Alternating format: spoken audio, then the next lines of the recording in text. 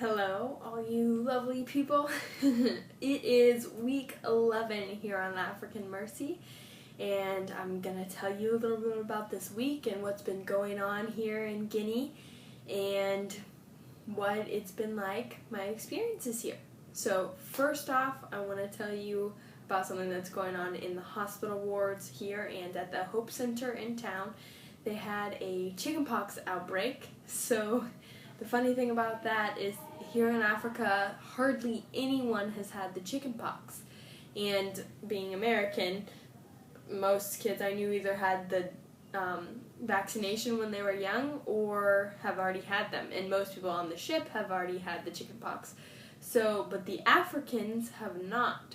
So we've had to quarantine people that had the chickenpox, and recently this week, 2 of the crew members got the chickenpox, so they had to be quarantined as well, which is just a whole new experience because we live on this small ship and there's 450 crew, not including patients and guests. So that's a lot of people in a small space.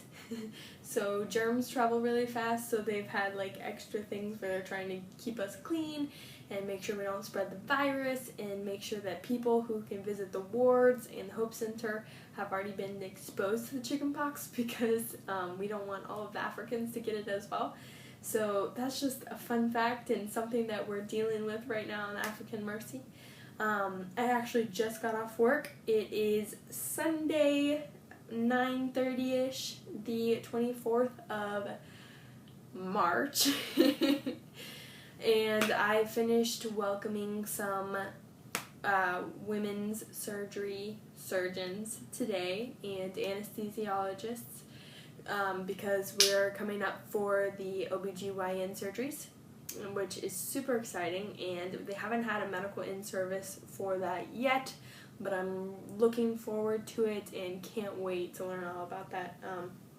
These medical in-services that I go to are on Wednesdays. Every Wednesday night I can go into the International Lounge and listen to a surgeon talk about what they do here and their practice, and they speak about a whole bunch of different things. I know I've told you about them before, but they're something that I really love and enjoy here, so I just wanted to make sure everyone was up to date with what I was talking about. This past week, for the medical in-service, was a man who calls himself T-Boogs. His name is Timothy Bernadette. I think I said his last name right. This is only his second time to the African Mercy, which is impressive because a lot of the surgeons are alumni and they come many, many times. So 10, 11, 20 times, 30 times. They come back and back and back and usually don't stay very long, but when they are here, they're performing lots of surgeries, so it is a lot of work. Anyway, T-Boogs was actually not telling us about something on the African Mercy. He was sharing about his time in Iraq. So he partnered with Samaritan's Purse, and got called to Iraq to help with the ISIS attacks and all the people.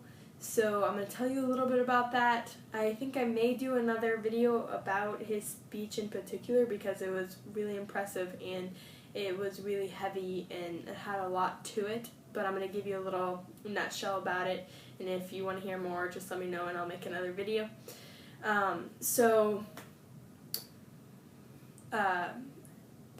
Mosul, Iraq, is a city in Iraq, and 2 months, this was back in 2017, so everything I say is okay to say.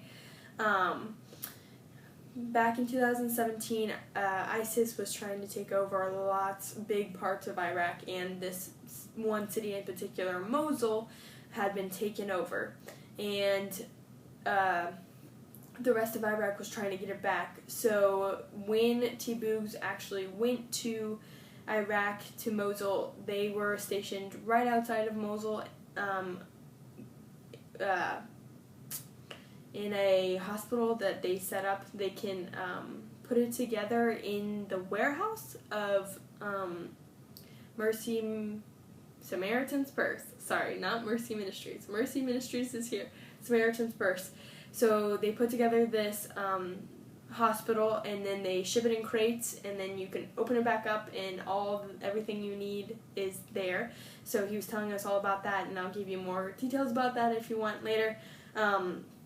Essentially, the big thing about going there is he went there 2 months after it had been in under ISIS rule 2 months before he got there. So this is a fresh war zone right outside of Mosul. And Mosul is a big city, and they had several hospitals there, but because it was all ruined by ISIS, they were not functioning. So all of the people that were being injured, which unfortunately were mostly women and children, were coming to this surgical place that T. Boogs was talking about. And he said that one of the things that was the hardest for him and the whole team is that if they're there, they're helping everyone. So anyone that's hurt, whether they're women and children, civilians, or ISIS fighters, they would treat. And he said that was really hard because when they would find out it's an ISIS fighter, I mean, that morally that's a big battle inside of you, because how much do you value human life, even though you know these people have just done these horrible things to the women and children and everyone else. So he was also explaining to us that he learned while he was there that most of the fighters for ISIS are forced. The way it would work is ISIS would go into a city and separate the women and children in a big field, women and children and men into a big field, and then they would shoot women and children at random, and then ask the men, do you want to join ISIS and fight for us? And if they said no, they would shoot more women and children until the men would agree. So most of these men are just fighting to try to save their family. And the reason I'm telling you that is because he actually got to work with a surgeon that he calls Dr. Sultan, because his real name cannot be revealed.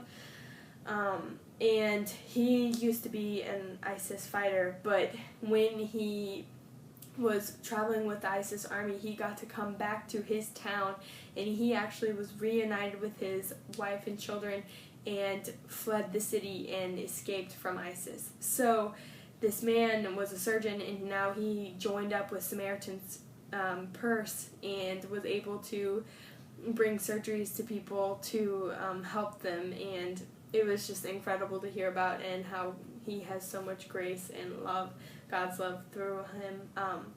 It was very amazing.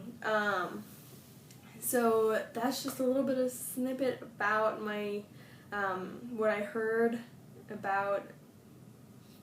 I'm sorry, I'm at a loss for words a little bit tonight. T. Boog's stories. I can make another video about that if you would like. That's all I have for you today. I will have another update next week. Thank you so much. Bye.